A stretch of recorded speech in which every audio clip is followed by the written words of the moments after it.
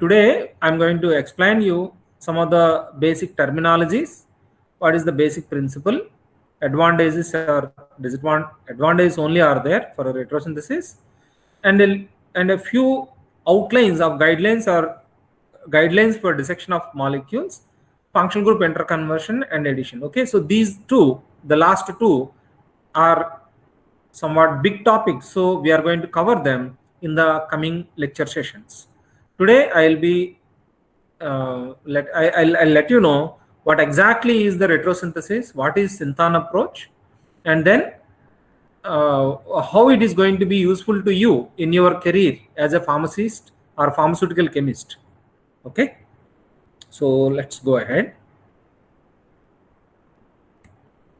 So here I'm going to see that the information that I am going to present before you, and also if you wanted to pursue further in this thinking. Okay, so the best books right now we have are The Logic of Chemical Synthesis by Professor E.J. Corey, and then The Organic Synthesis, The Disconnection Approach by Stuart Warren. So this is almost like a Bible book for anybody who is trying to learn retrosynthesis. Okay, these are the two books which are very important. And further, we also can get inspiration, case studies from some of the books like Classics in Total Synthesis by K.C. Nicolau, another very important scientist in the field of organic synthesis. And we get some newer ideas by going through books like The Art of Problem Solving in Organic Chemistry, where the strategies are discussed on the way how you can solve some of the synthetic problems as well as mechanistic problems also. And because we are in pharmacy, and we need to know how these thinking can be applied to medicinal agents. So that's the reason why some of the case studies you will be able to find in the Strategies for Organic Drug Synthesis and Design by Daniel Lednicer. Actually, he is an editor for a volume of books which are like authority as far as synthesis of drugs is concerned. So Daniel Lednicer is a very well-known author, editor as far as our drug synthesis is concerned. We have around 7 volumes are there on drug synthesis, edited by himself. And the second one is, this is very important, Innovative Drug Synthesis by G. Jackley and others. So he is again he is a faculty, a professor, and he is a well-known person, especially for his contributions in documenting various types of synthetic strategies, name reactions. Okay, so he has presented very good case studies in this book. So these are the books which you are supposed to go through to get thorough knowledge. It's not only thorough knowledge, you will you need to get the enthusiasm, you need to get the inspiration. So for that, we need to go through all these books. Okay, so first we will see what exactly is retrosynthesis and why it is very important, why it became an exciting part of a synthetic R&D program. So what exactly is retrosynthesis? Literally, retro means retrograde, okay. So looking at backwards, moving backwards is what literally is meant by retro. Synthesis, going back as far as synthesis is concerned. Okay, so synthesis is A plus B gives you C is synthesis. What happens if you go back? C gives A plus B. Okay, so if you are going in the forward direction, it is synthesis. Or if you are moving in the reverse direction, it is retrosynthesis. Okay, but here, if we are going in the reverse order, it should be called as degradation. It should be called as degradation, but we are calling it as retrosynthesis because this is the thinking process of knowing what exactly can be the starting materials which upon treatment by using a specific reaction process can provide us the required molecule. So this is more like a thinking process which provides us a pathway to obtain a target molecule. So as Professor Ise Kore defined it, okay, so this is what exactly is the comprehensive definition of retrosynthesis. So here it is a problem solving technique. It is a problem solving technique for transforming the structure of a synthetic target, or a target molecule to a sequence of progressively simpler structures along a pathway which ultimately leads to simple or commercially available starting materials for a chemical synthesis. Okay, so this is a problem solving technique. It is almost like a thinking process. So whenever you get a synthetic target means, let's say you have to obtain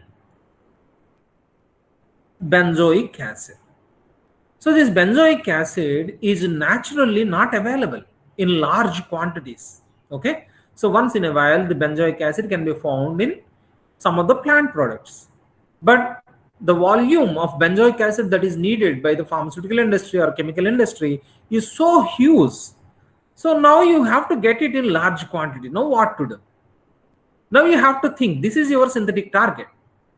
Now you have to think in such a manner that in a progressively simpler structures, it will lead to a progressively simpler structure, so that ultimately they end up in commercially available starting materials.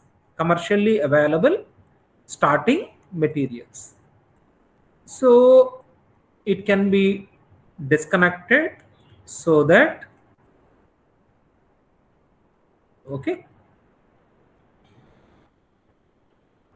So by using the established organic chemistry reaction protocols, we can see that benzoic acid, which is not available naturally, can be synthetically accessible by reacting benzene with carbon dioxide in the presence of aluminum chloride.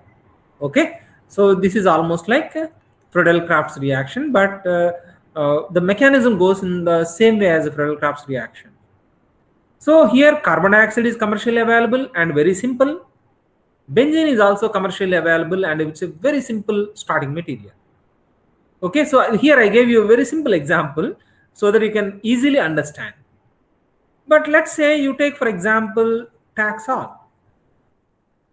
Taxol is a diterpene, has more than 5 chiral centers, and it's a large taxane ring will be there, very big taxane ring is there. Then in that case it's a synthetic target. Is so complicated that you need to think in a stepwise manner progressively to obtain commercially available starting materials. So scientists like Professor Casey Nicholaw has done seminal contributions in these type of research works, so that in around 25 steps they could achieve Taxol synthesis. Okay, so this is the way how retrosynthesis is an essential tool in the hands of an organic chemist, especially those who are involved in the synthesis of bioactive molecules. Okay, now we need to remember those who have actually sown the seeds for this amazing field. So here Professor Ise Kore, officially Professor Ise Kore is considered as the person behind evolution of this novel thinking. We call it as retrosynthesis. So here he was awarded Nobel Prize in 1990 for his evolution of theory and methodology of synthesis. From 1974-75 onwards, he was thinking about, he's a professor at Harvard University. He was thinking about how to automate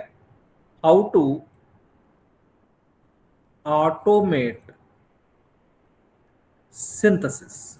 Is it really possible to automate synthesis? Because if a compound is given to us, just now we have seen that benzoic acid is given to us, and we know that a reaction like Friedel-Crafts reaction exists. So we have gone through that science, and we also know that benzene, we have gone through benzene and carbon dioxide chemistry in our 10th class or plus 2 level, and now we are applying that knowledge to access a very important molecule.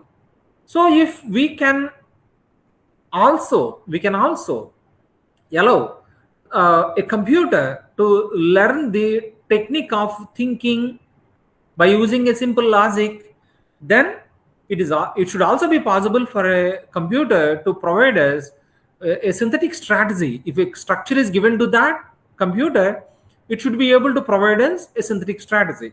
So that was the thinking behind Professor Ise Kore's methodologies. Now it is possible. Now it became a reality, actually. Now it became a reality. Now we have databases like, I'll give you a number of databases, but one of the databases is Reaxys by Reaxys is the database by Elsevier. Here, if you give a structure, the computer does it actually do all the calculations, and it will provide us various synthetic strategies that are existing for obtaining a particular chemical molecule.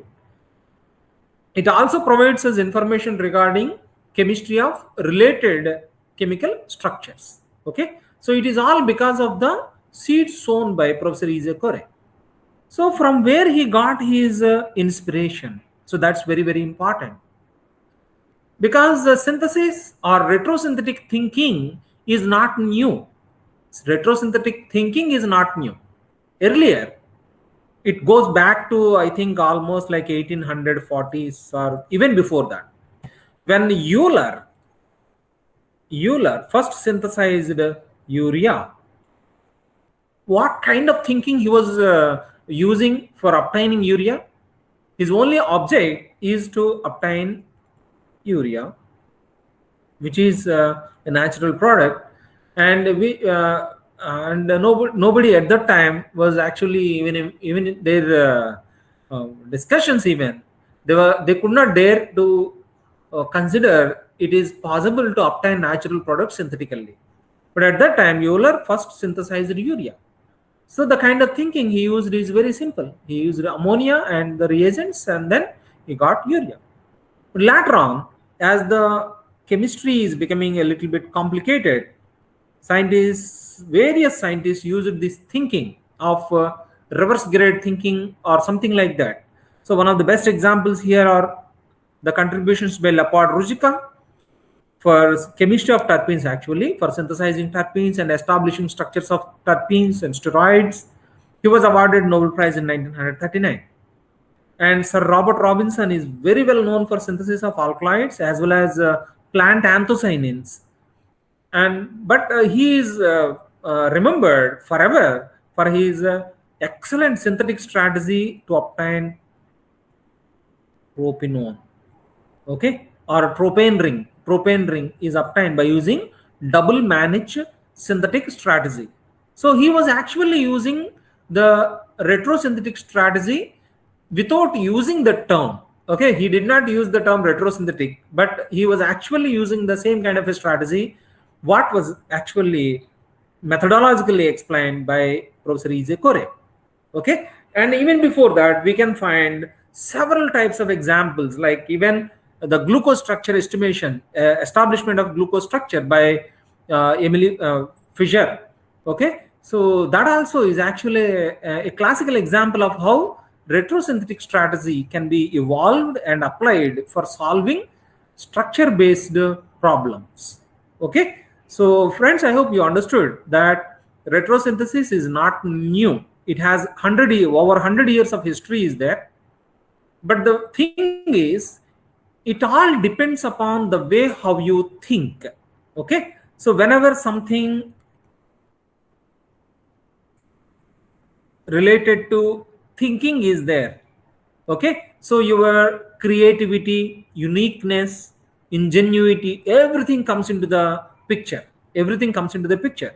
So it all depends upon how good you are as a chemist, what kind of information that you have, what kind of knowledge you have gained from organic chemistry principles, synthesis, etc., the kind of database that is accessible to you, facilities that are accessible to you, all these when you put them into right use, you can propose an excellent synthetic strategy. Okay, so with this brief introduction, we'll go to the subject. I hope you understood the importance and no significance of retrosynthetic strategies. Let's, for example, because we are in pharmacy, I'll give you one of the example, like a drug example. What is this molecule? Can any one of you tell me what is this molecule? We have a benzene ring, two fluorines are there, and we have a triazole here, another triazole here. What is the name of this molecule? Nobody knows, or huh? It starts with F. Fluconazole. What is the use of this drug, fluconazole? Antifungal drugs. Antifungal. Very Fungal, good. sir. Okay, so this drug was actually discovered by Pfizer scientists. I hope you know the name. No, Lipinski, a very important name for medicinal chemists. Lipinski's rule of five actually was coined by this scientist, and he is still there in Pfizer. So he actually discovered this one. So now our objective is to get this molecule. Okay. So I'll give you a very simple example of how retrosynthetic strategy can be evolved. What exactly is retrosynthesis? Okay. So that we will see. So while our objective is to obtain a synthetic strategy. Okay. So while obtaining synthetic strategy, what are we doing? So we are trying to because this bond is to be made. This bond is to be made, and this bond is to be made. This bond is also is to be made. So which bond can be disconnected, which can be connected later on? So that is actually the simple strategy here. So which bond we can easily degrade, easily break, so that it can be made. So what they are thinking, okay, so here we have an imidazole and we have a hydroxy group over here. So what could be the appropriate precursor which can give you this product? So if we have an epoxide ring, and if you treat it with a triazole,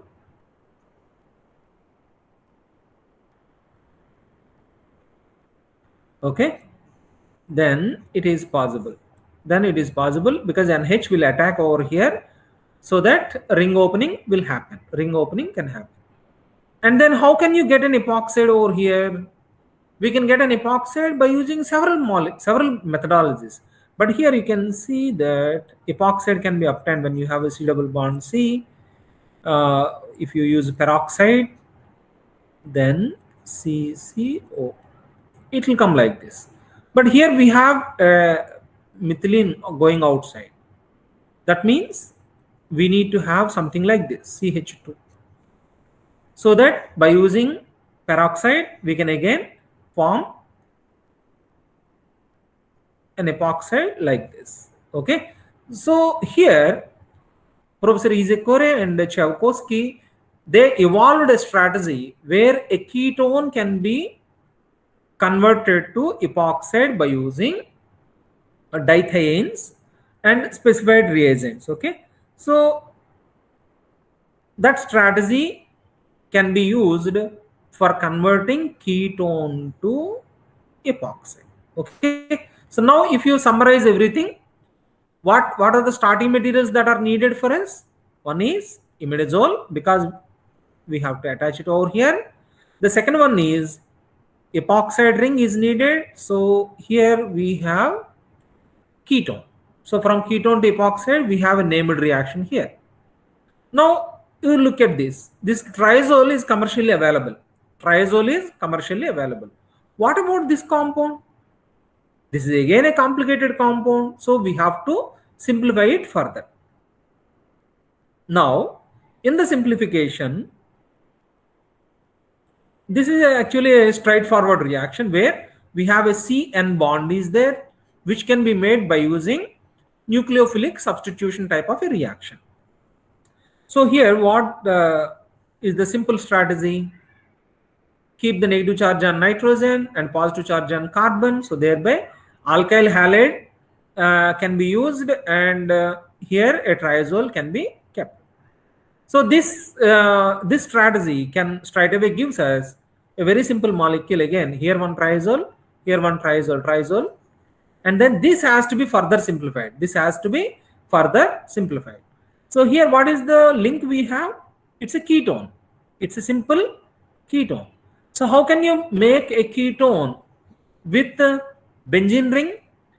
A very simple named reaction, that is Friedel-Crafts acylation reaction. If you do Friedel-Crafts acylation reaction by using appropriate acyl chloride, then it is possible to obtain the required starting material. Okay, required starting material. So this kind of a thinking, this kind of an exercise, here what are we actually doing? We are actually doing thinking process. We are actually thinking, and we are writing hypothetical reactions by using all knowledge that we have gained, as far as the theory is concerned, as far as the literature is concerned. All these reactions must happen with appropriate reaction conditions, and they should give us appreciable reaction product yields. Okay, so that's the reason why, by using all these reactions, because here you can see epoxide opening is a known reaction, Korek-Tchaikovsky reaction is a named reaction, FC reaction is a named reaction, and alkylation is a very simple reaction. So in this way. Okay, so friends, I hope you understood the actual meaning of what exactly is retrosynthetic strategy. Retrosynthetic analysis of any target molecule must be based on known chemical reaction. This is one of the basic rule that we have to always remember. No R&D, only known chemical reactions for it to stand a realistic chance of being translated to a chemical synthesis. So we cannot do some kind of a theoretical disconnection and then give a hypothetical reaction over here. No, it is not at all suggested. We must have literature support. It is always suggested that we have to follow time-tested reaction protocols. Okay, then there is every chance that you get a successful synthetic reaction. The next one is why it is relevant and why it is very important right now. As you can see, because we are all pharmacy people, you know the stories behind the success or failure of many pharmaceutical companies right now we have in the market. So right now, most of the bulk drug producers,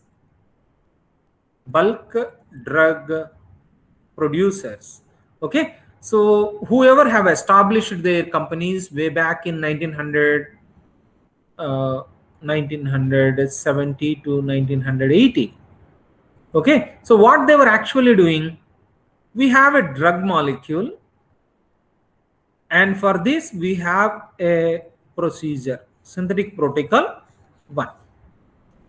So saying that A plus B plus C plus D gives E, and then you will have a patent. For this. So this is what we call it as procedure patent.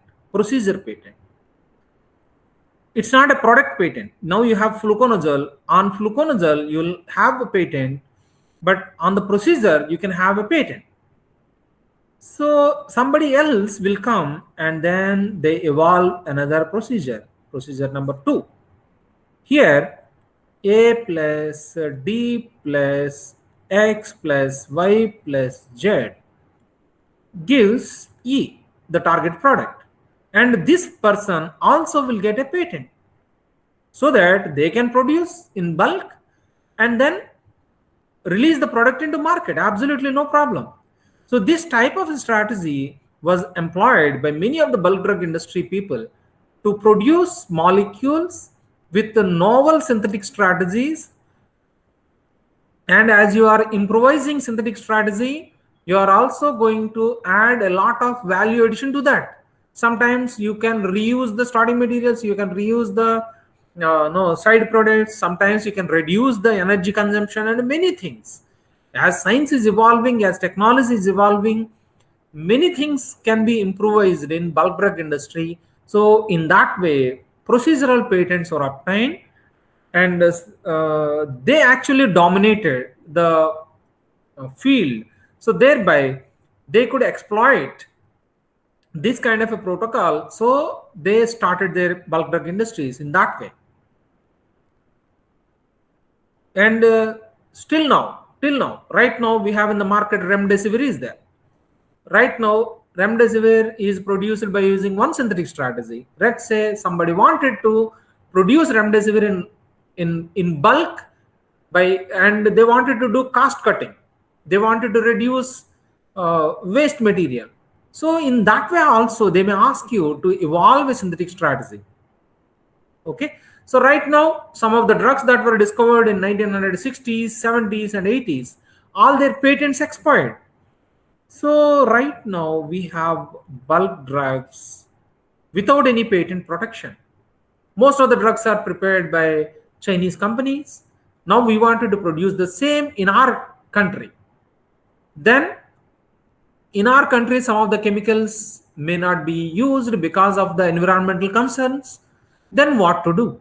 So all these questions will actually make us think how to obtain a product by using some starting material and some XYZ, means reaction conditions or the catalyst or anything like that. So ultimately we get the product E.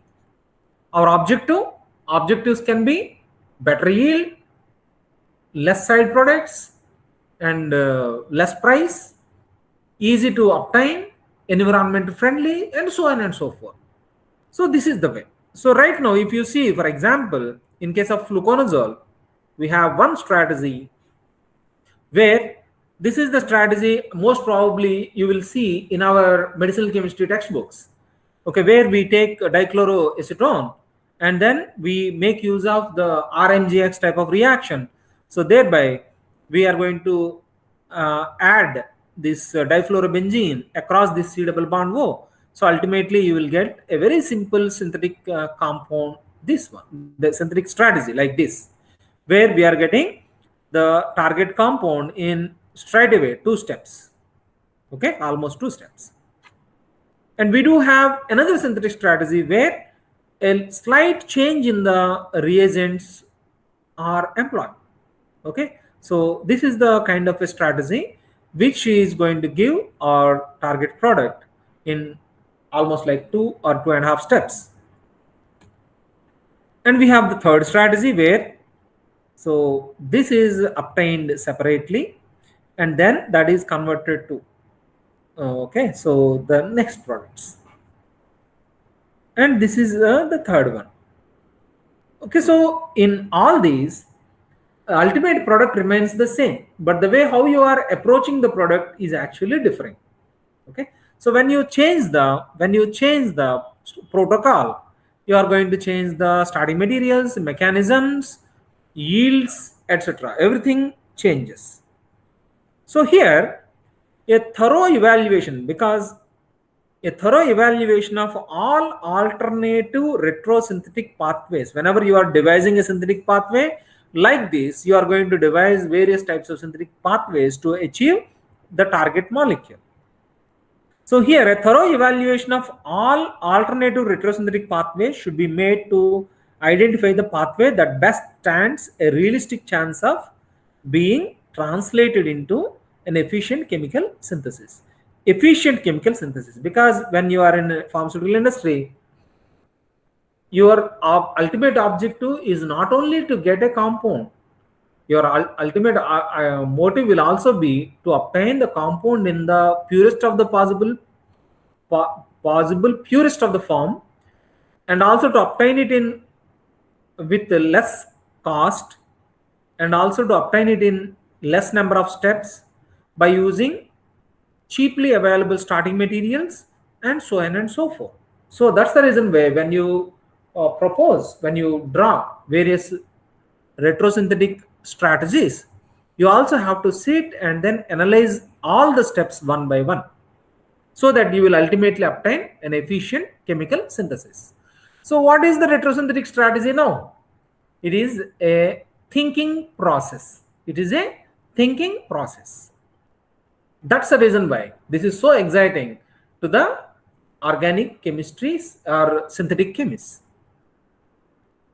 Because thinking is where we can put a lot of creativity. Okay. So here, how do we assess the quality of a synthesis? Okay, just now I told you that you have to sit and then analyze the synthetic strategy. Then how do we assess the quality of a synthesis? Now, so first one is the number of steps. We always have to see that the number of steps are to be reduced. If you see in case of atropine was actually first synthesized by using approximately 10 steps.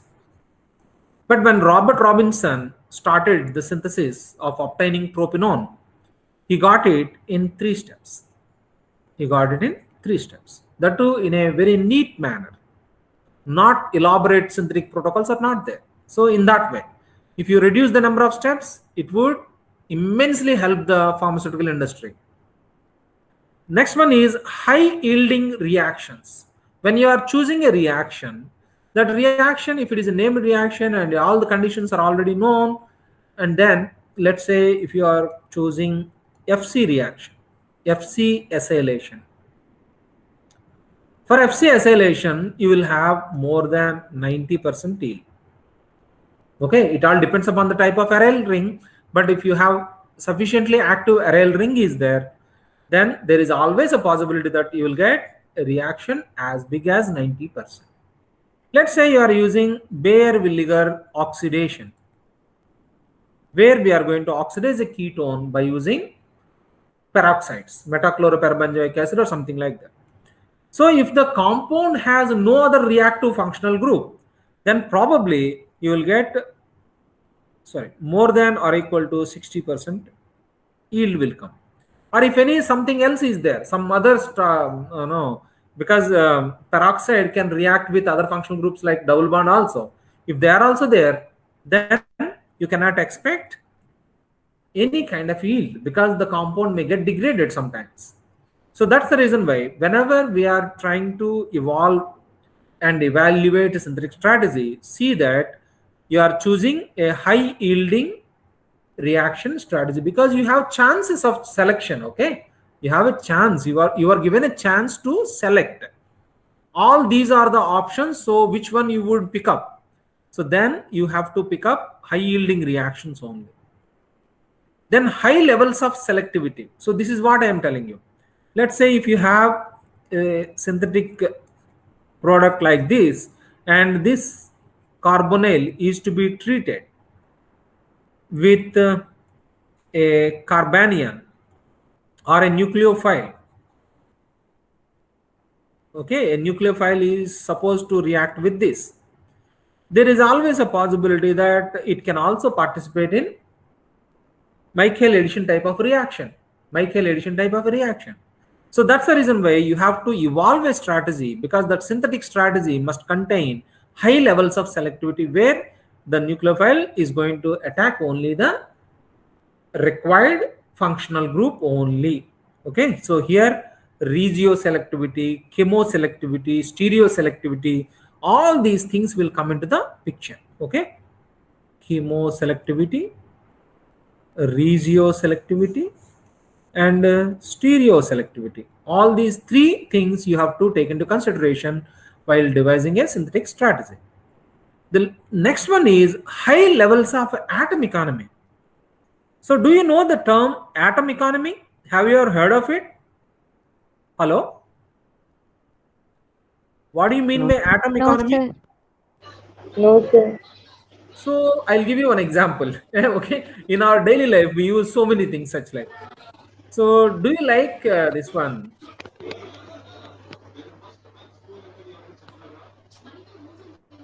papaya?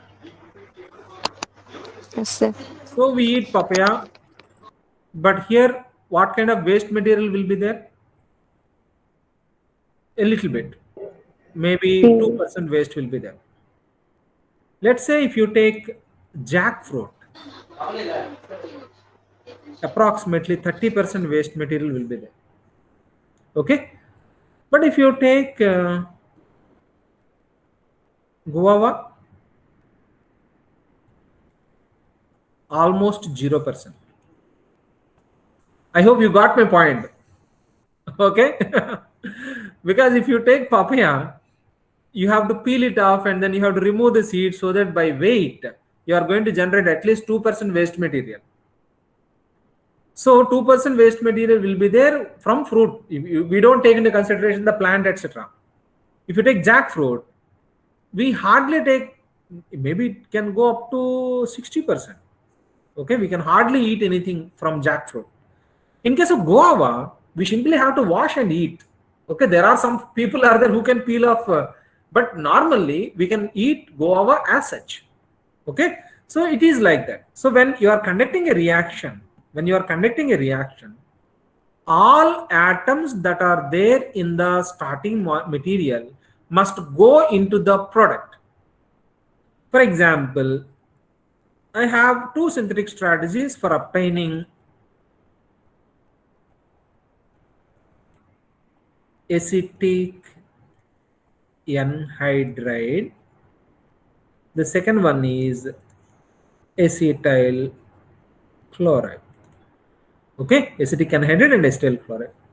So if I perform this reaction, I'll get aspirin, and then the side product is Acetic acid. acetic acid. Very good. Whereas in here, also I get aspirin plus, because HCl is the side product. So here how many atoms are there? 4, 5, 6, 7. Okay. So if you don't consider the hydrogen atoms, so here we have heavy atoms 1, 2, 3, 4. 4 atoms are the heavy atoms, but here we have only 1. So using acetyl chloride is better than acetic anhydride. So in this way, okay, in this way, this is the. But here you can also see that when the reaction is over, HCl is the side product. This HCl can be reused, or the acetic acid can be reused as such. Okay, so when you are thinking of atom economy, all the atoms, at least the heavy atoms that are present, non-hydrogen atoms that are present, must go into the product. So these concepts we are going to discuss in green chemistry. Okay, so we'll have a detailed discussion on that in green chemistry components. Okay, so the next one is enantioselective selective synthesis. Okay, so in selectivity, this enantioselective selective synthesis is one part of it that we have seen. So why enantioselective selective synthesis is now being considered very actively? Because especially in pharmacy, the drugs with optically active drugs, so whenever a chiral center is there in a drug, you have to establish the bioactivity and chirality. Okay, so you have to, because when you synthesize a molecule and it has a chiral center, and if you wanted to patent it for some biological activity, now you have to explain whether the alpha or beta or no, dextro or LIVO, or plus or minus. So you have to explain the complete absolute stereochemistry at that chiral center, and then you have to correlate that one with the biological activity. So because we have innumerable drugs are there in pharmacy right now in medicinal chemistry, from ibuprofen from ibuprofen. So in case of ibuprofen, plus is 30% more active than minus isomer. Dextroisomer is 30% more active than levoisomer. And then in case of CNS drugs, most of the drugs which are acting on CNS, especially the analgesic agents, are levo. Okay, dextroisomers, usually they are either inactive or mostly they are used as cough suppressants. Okay, completely different. So that's the reason why enantiomer selectivity is also one more component that is now coming into the forefront. Earlier we used to keep it at the back side, but now enantiomer selectivity is now coming into the forefront. The last but not the least is the low cost. Low cost. Okay, this is very, very important for us right now. Let's say if you take, for example, anti-TB drugs. Anti-TB drugs. So TB actually affects most of the less privileged people, low population, low income groups, and mostly the developing countries, where they cannot afford to pay a lot of money for treatments. So that's the reason why uh, we need to provide drugs at affordable prices. Right now, you can see in the market we have remdesivir is there. Remdesivir is costing, depending upon the kind of a producer, starting from 1800 upwards up to 3500 rupees for one dose. How can you imagine a normal person to afford 6 doses totaling about 12,000 rupees for a simple treatment like this? It is essential, you have to go through that treatment, but you cannot afford it. So if you can bring down the prices significantly, then it is possible that everybody can afford that drug. So this kind of amazing service was done by our own pharmaceutical company, Hetero Drugs. Okay, by providing anti-HIV drugs, HIV drugs at a very, very affordable prices to the African continents, WHO supported area programs, United Nations supported programs, and so on and so forth. So it has changed the facet of anti-HIV market completely by providing a very low cost medication by evolving a very good synthetic strategy. Okay, it changes the quality of life completely. Okay, so if you go to any hospital right now, and if you see that somebody is suffering, in 99% of the cases they are suffering because they cannot afford medication. Okay, so that is also a possibility.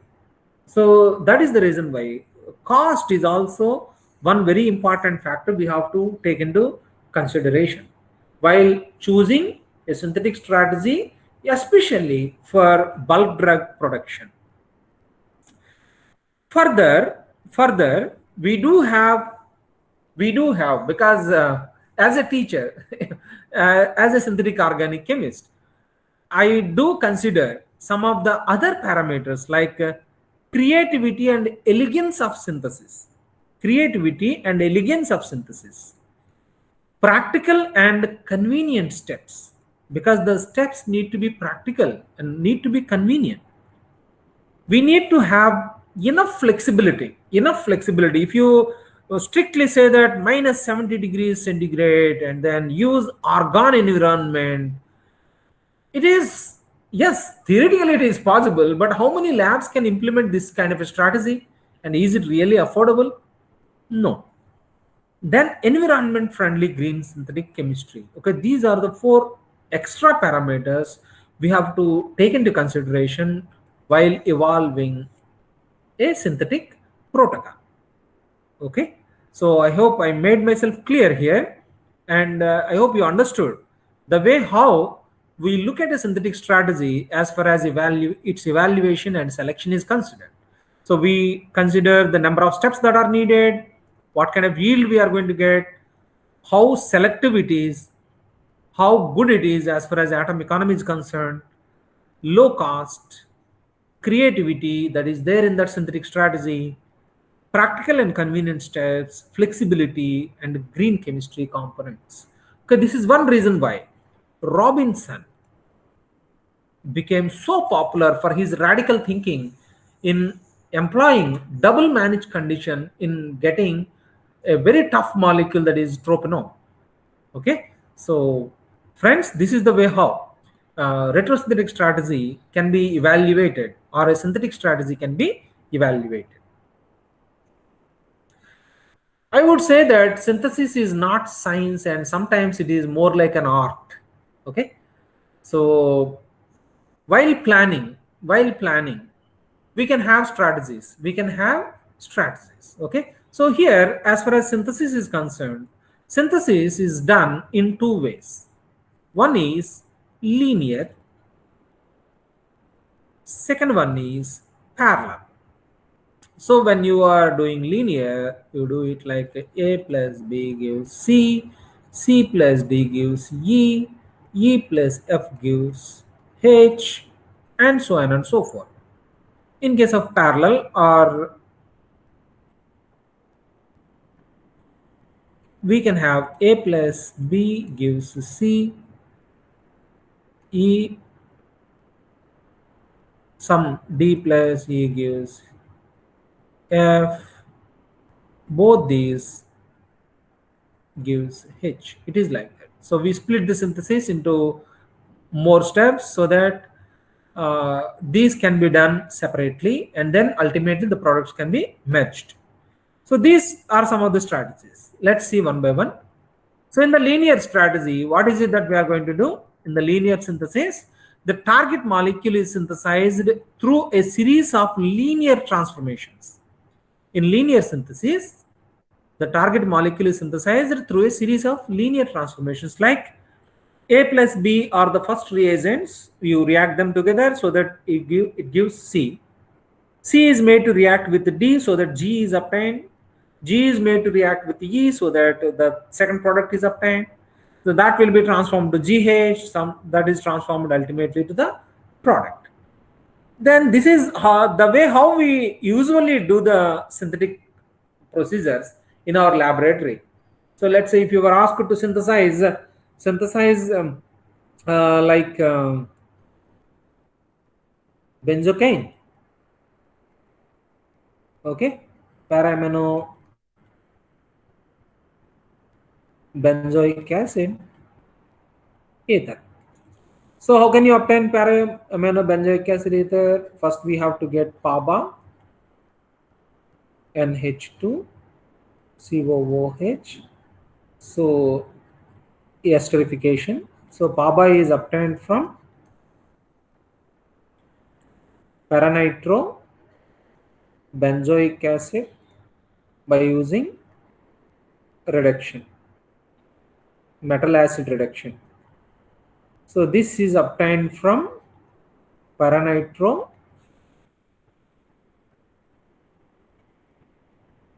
toluene by using oxidation, especially the potassium permanganate oxidation. So this is obtained from toluene. Okay, controlled nitration. Controlled nitration of toluene gives you paranitrotoluene. So that is converted to paranitro-benzoic acid, that is converted to para-aminobenzoic acid, that will be esterified to obtain ultimately the target product. So this is one of the classical examples of how linear synthesis is done. But here the problem is the net yield. You will be surprised if I say that in every step, we have here 5 steps are there. In every step, if 90% yield is there, ultimately you are not going to get 90% yield. You are going to get 59% yield. So that is really surprising. Okay, because every time you are losing 10%, you are losing 10%. So that is a cumulative contribution to the ultimate product yield. Because in the pharmaceutical industry, let's say if you take the bulk production, let's say 1 ton material is prepared. 1 ton material is prepared. So if you are losing here 49%, 41% means approximately 400 kgs material you are losing. That's so huge. If you can improve at least 1% by 1%, so you are going to add 40 kg material to your product, 40 kg material to your ultimate product. 40 kg material is so expensive, okay? So a lot of money is there. Further, where exactly the waste material is going? Waste material will be dumped by using a very expensive processes. It's really tough to understand the kind of financial losses that are incurred in production of pharmaceutical products. So in the convergent synthesis, or so as I told you, the parallelly we'll think. So in convergent synthesis, what happens is the material, whatever the starting material, so the whatever the product that is there, that is achieved by first fragmenting the molecule into two by no breaking the molecule into two at a functional group which can be joined later on, so that the two fragments separately or independently prepared and then brought together at a later stage in the synthesis to make the target molecule. To give you a simple example, this is the way.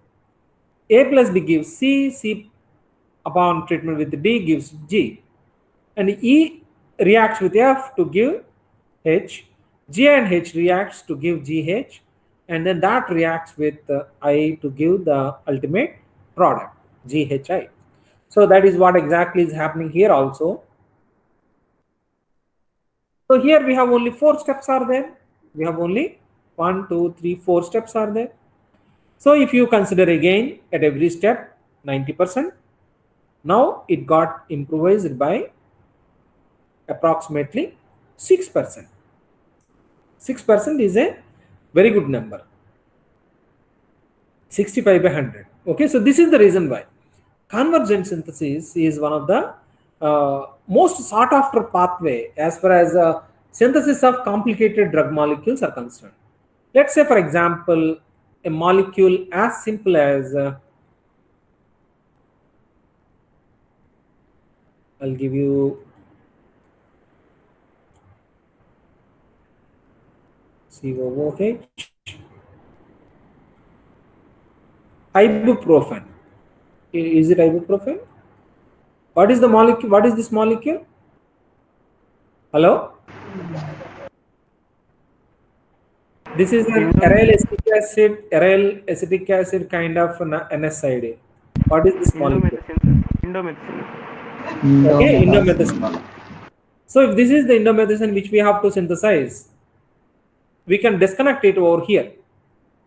So that parachlorobenzoyl chloride, parachlorobenzoic acid, benzoyl unit is separated. And then here, this is an indole.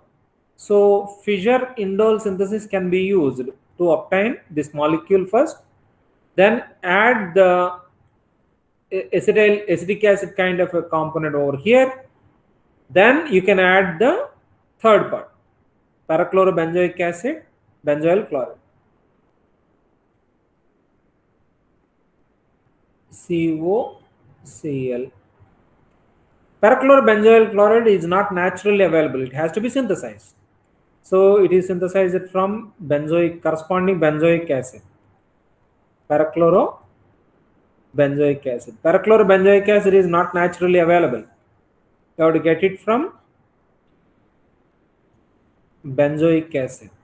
So this benzoic acid is not naturally available. It is obtained from toluene.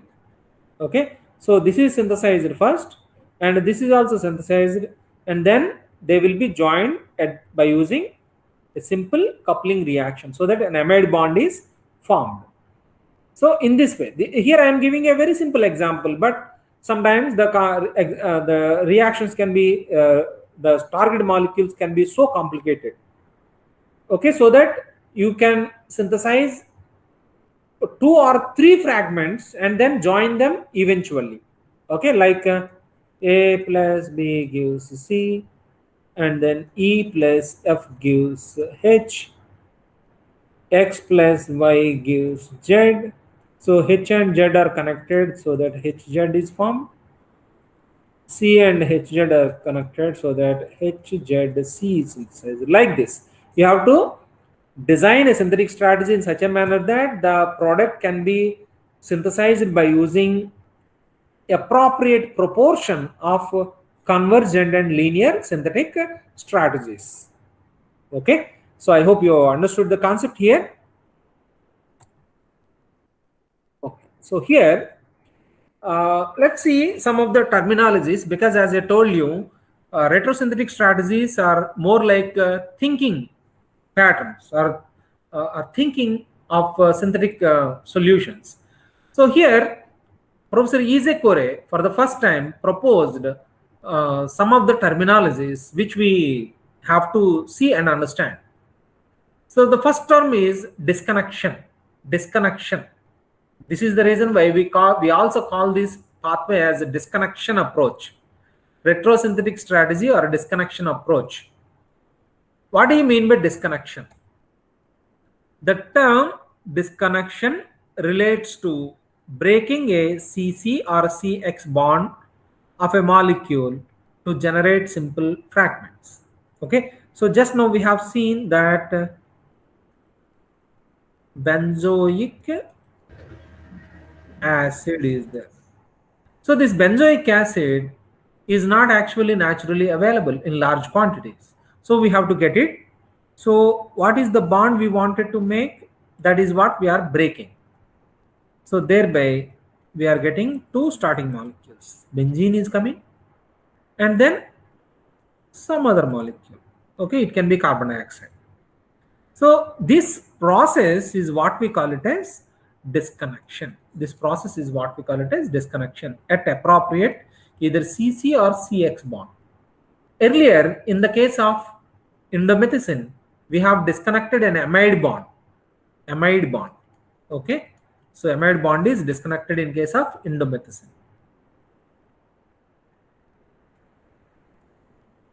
During the retrosynthetic analysis of the target molecules, it is systematically broken down by a combination of functional group interconversions also. Always remember that in the disconnection, one more term I am introducing over here, that is functional group interconversion. Okay, sometimes, as we have seen in case of fluconazole, so what is it that we needed is actually, a functional group like this.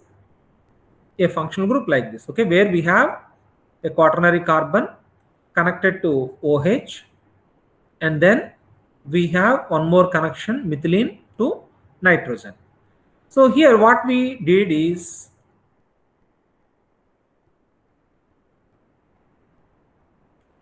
so this is actually obtained by assuming a epoxide ring like this. Now this is obtained from C double bond O. So functional group interconversion means we can get this epoxide from a ketone. This epoxide can give us the target structure.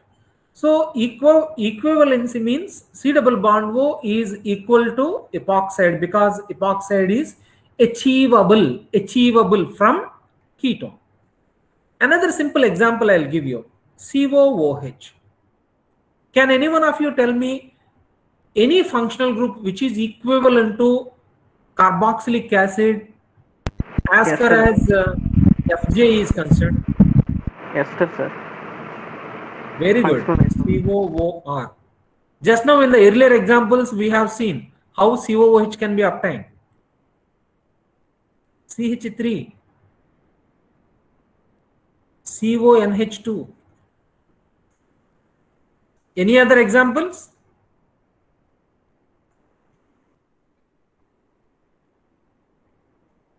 CH2OH, CHO. These are easily obtainable functional groups. But synthetically, we use a functional group cyanide. Nitrile.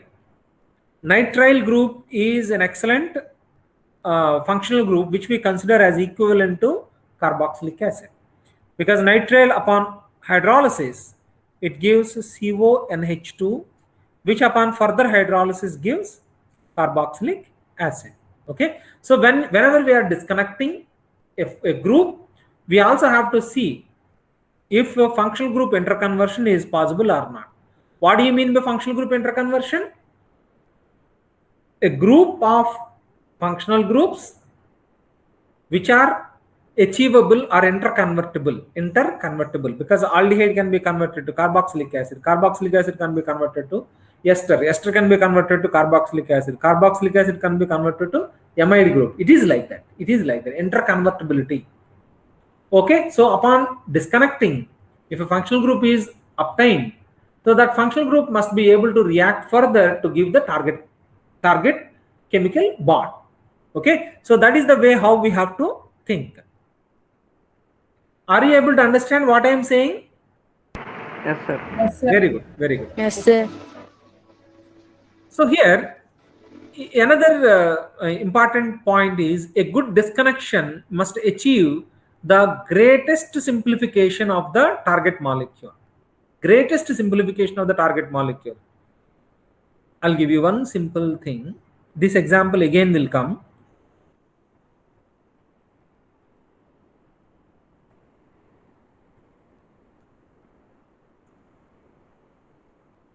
Double bond O. Okay, we have a cyclohexane here. We have a cyclohexane here. These two are connected, and here we have a tertiary hydroxy group. Okay, how to achieve this synthesis? So this is where they made a break to obtain cyclohexanone. Cyclohexanone upon aldol type of a reaction condition. It reacts with itself. To ultimately give you the target molecule. This is the way how we have to design or how we have to disconnect so that we can obtain a very simple starting molecule.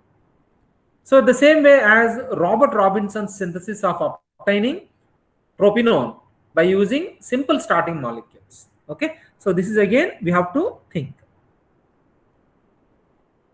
The complete set of disconnections and functional group interconversions for a specified target molecule is what constitutes actually the retrosynthesis or a retrosynthetic plant. Okay, so a series of disconnections are made on target molecule to obtain the starting molecules. Okay, so this entire strategy plan is what we call it as a retrosynthetic plan or retrosynthesis. Okay, so this is it. Next one is a synthon is, here you will get two terminologies. One is the synthon, second one is reagent or retron, third one is transform. I'll give you one example so that it is easy for you to understand. So let's say I have again COOH, O, C double bond O, CH3. This is aspirin. This is what we wanted to synthesize.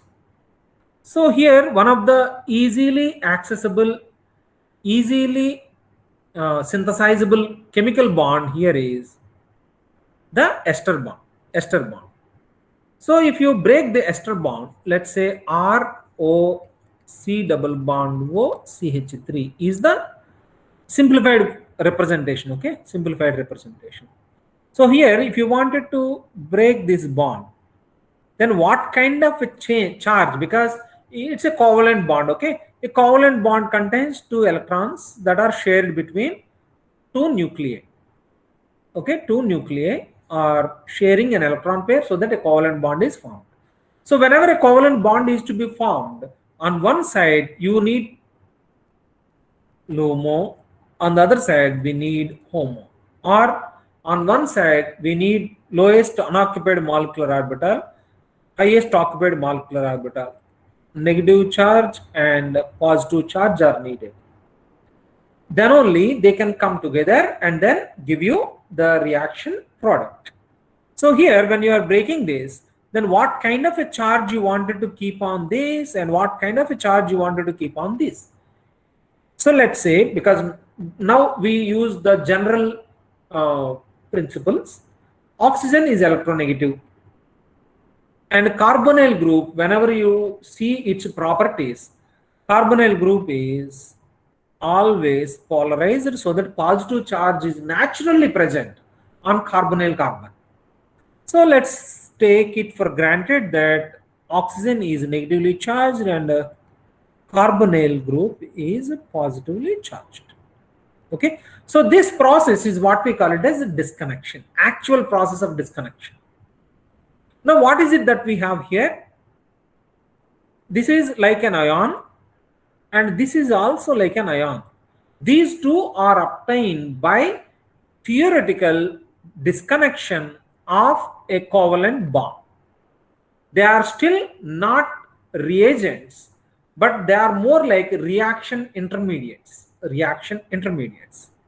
So what is equivalent to this? What can provide you this O minus? You simply add a positively charged species, that is ROH. Okay, but here what we need are CH3C double bond O plus is there. So here what is it that we need to add? We need to add a negatively charged species. If you add a chlorine, C double bond O CH3.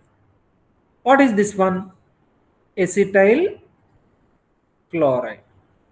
This is the alcohol or phenol, whatever it is. So here, this first process is what we call it as disconnection. Okay, and these are what we call them as synthons. These are what we call them as synthons.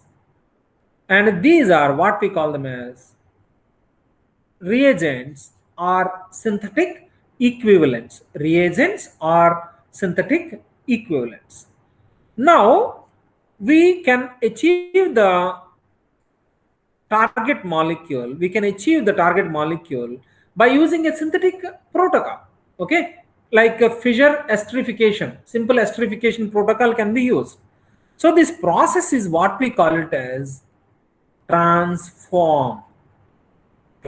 Transform. It's not transformers. Okay, it's a transform. That is the technical term we use to represent the synthetic strategy we are going to use, so that the reagents are reacted with each other to obtain the target molecule. So are you able to understand what I'm saying? So here I am introducing you three terms. One is disconnection, second one is synthon, third one is reagent. Okay, we also have one more term, that is transform. Are you able to understand it? Yes, sir. Yes, sir. Yes, sir. Now, because it is a thinking process, and when you put everything on paper, it's not only you, but others also must be able to understand what you are saying. So when you are representing, we need to use a few symbols, which is very simple. Okay, I'll give you an example so that symbols can be easily understood. So this is one target molecule. So let's say if this is your target, disconnection of a bond, chemical bond, is represented by wavy lines like this. And when a disconnection is done, okay, this is the starting molecule, and upon disconnection you are going to get the next possible simple molecule. So this is represented by a double arrow like this.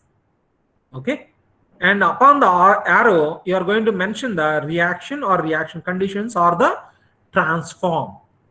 Okay, this is what we call it as retrosynthetic step. Retrosynthetic step.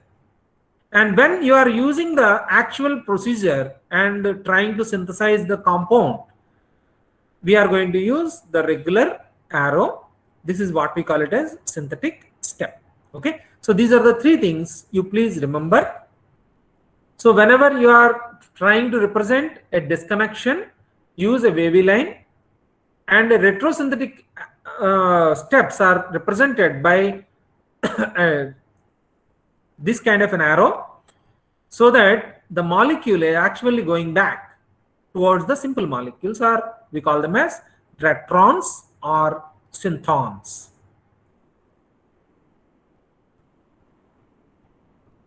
Okay, and then a synthetic arrow, we all knew this one, a regular arrow. Now, in case of evolving retrosynthetic strategies, we have altogether 5 types of strategies will be there. The first one is transform based synthetic strategies. So here a synthesis is already existing. So what we now need to develop is a simplifying transform. A simplifying transform. Transform means a synthetic procedure, or a tactical combination of simplifying transforms to obtain a target molecule easily. So the way how Robinson changed the synthesis of propanone is already synthesized by using the 10 odd steps. But Robinson has evolved a 3-step protocol to obtain the same product. Okay, so transform based strategy means reaction procedure based strategies. You are improvising the synthetic strategy. The second one is structure goal strategy, means it's more applied in case of one is the natural product chemistry. So when something like citral is there, so now you have to prove that citral structure. So even in the not only in the olden days, but even right now, proving structure by synthesis is one of the popular methods that we follow for proving the structure of an organic compound, especially natural products. So where we need to achieve obtaining a structure. Okay, so that is our goal. The next one is topological strategies. So here the identification of one or more individual bond disconnections or correlated bond pair disconnections as a strategy. Okay, so here we actually focus on specified areas of a molecule to develop synthetic strategy. The next one is stereochemical strategies. Okay, so here we also incorporate our thinking, we also use our thinking in evolving a strategy to obtain stereochemically pure molecule. Okay, so if a synthetic strategy is there, like menthol, earlier menthol used to be synthesized by using a strategy where they used to get plus menthol as well as minus menthol. Actually, plus menthol is useful, minus menthol is not useful. So if that is the case, then what they have to do with the remaining half, the isomer which is not useful, they have to dump it. That was the condition.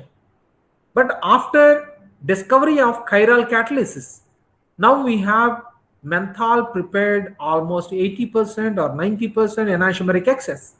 So production cost has gone down because you need not waste your starting material and efforts. So that's the reason why right now in the market, a lot of menthol is available, menthol products. Stereochemical strategies, where general strategies which remove stereocenters or stereochemical relationships and incorporate stereo control in the reaction. So this type of strategies are also developed. We can have a strategy based on functional groups.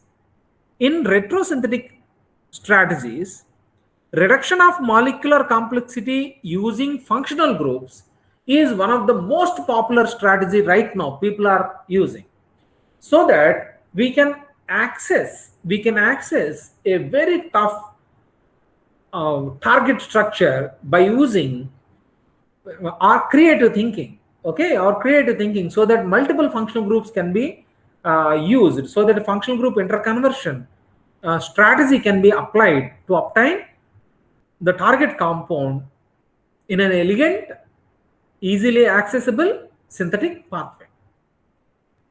Okay, so are you able to understand this? One is development of synthetic strategy, means the reaction procedure based strategies are there in retrosynthesis. Obtaining structure can be one of the target, or disconnecting a molecule at a specified areas in a molecule. Stereochemical strategies, where we have to solve the stereochemical problems. Then functional group interconversion based strategies are also there in retrosynthesis. Okay, so in the coming lectures we will see case studies where we are going to apply all these strategies. Okay, there you will see you will have more clarity on all these concepts. The next one is, in case of synthetic planning, what are the strategies that we need to have? The one is, we need to always strive for success and good cost management. So this is one of the primary principles that we all need to see while evolving a strategy for retrosynthesis or synthetic planning. The next one is, we have to decide. Just now we have seen what is good and bad about linear synthesis and convergent synthesis. In case of linear synthesis, you start from A and go to Z. So there, what happens after 6 or 7 steps? If a synthesis is failed, then all the starting materials you have to synthesize again. Because let's say, in case of linear synthesis, 1 is second step, third step, fourth step, fifth step, and sixth step. Here is the target. 1 gives, 2 gives 3, 4 gives 5, and then 4 and 5 gives 6. So let's say if the reaction fails here, then whatever you have done, you have to again repeat. But whereas here, let's say the reaction fails here, you only have to bother about this and not about this. Okay, so that is the advantage. That is the advantage we have as far as convergent to linear is concerned. But not always convergent is possible, and not always linear is also appreciable. The third one is, aim for disconnections that lead to the greatest simplification of the target molecule. So this is one we have shown you. I have shown you that cyclohexanone molecule. So you have to do the disconnection in such a manner that it simplifies the structure. Identify and exploit if any inherent symmetry is there in the target molecule. Like in case of propanone, the symmetry is observed, and then Robinson could evolve a synthetic strategy to obtain propanone easily. Then introduce reactive functional groups at late stage in the synthesis. During the retrosynthetic analysis, introduce additional functional groups to facilitate further disconnections, or functional group addition strategy. So here something like detachable functional groups can also be used to develop a synthetic strategy. So regarding the topics I am mentioning over here in this slide, we will have each one of them explained by using a case study in the coming lectures. Okay, so friends, are you able to understand what I am saying? Yes, sir. Yes, sir. Okay, so are you able to understand that importance of retrosynthesis? Yes, sir. Okay, so can you tell me what is a synthon?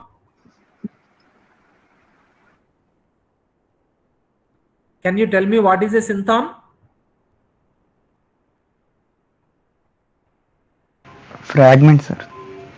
Very good, very good. So there are fragment that is obtained upon disconnection. Okay, so why retrosynthesis or the art of retrosynthesis is to be learned by every pharmaceutical chemist. Why it is important? Now the topic is open for discussion. Everybody can participate. Starting material produce అవుతుంది. No, I didn't get you. Feel better product with low cost. Like, Yes. Anything else? Any more regarding finance or patents? Because right now, if you see in the market,